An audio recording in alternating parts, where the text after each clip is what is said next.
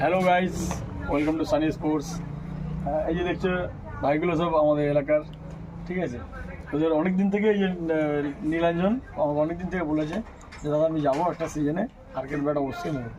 তো আজকে নিয়েছে এই ব্যাটটা, এটা সিগনেচার এডিশনের ব্যাট, খুব সুন্দর ব্যাটটা, প্রোফাইলটা। হ্যাঁ, অনেক লাইট ওয়েটের মধ্যে এটা চয়েস করেছে।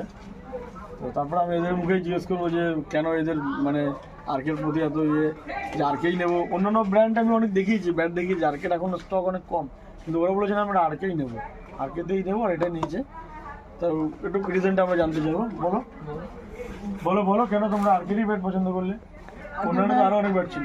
ক্রিকেট ব্যাট ভালো, দু বছর ধরে খেলছি, ভালো লাস্টিংও দিচ্ছে, হিটও আছে ভালো। যেহেতু ওদের এলাকাতে কৌশিক বলে একজন নিয়েছে, নিকু বলে একজন নিয়েছে, ওরা খেলেছে অনেকদিন ধরে। ওদের, হ্যাঁ ওদের দেখে ভালো লেগেছে যে আর্কের ব্যাট থেকে যে পাঞ্চটা ভালো হয়, আছে। হ্যাঁ অন্যান্য ব্র্যান্ডের ব্যাটেও খেলেছে, ওয়েট ডিস্ট্রিবিউটটাও ভালো। হ্যাঁ খুব সুন্দর ব্যালেন্স হয় আর ব্যাটে পাঞ্চ ভালো হয়। সেগুলো দেখে ওরা বলেছিল যে না আর্কেই নেবো। আমার কাছে এখন সত্যি স্টক অনেক কম, তা সত্ত্বেও ওরা আর্কেতেই যে কটা ছিল তার মধ্যে থেকেই নিয়েছে। আর এই যে ব্যাটটা নিয়েছে, এটা খুব সুন্দর ব্যালেন্সের ব্যাট, সে প্রোফাইলটাও দেখে বোঝা যাচ্ছে ভালো।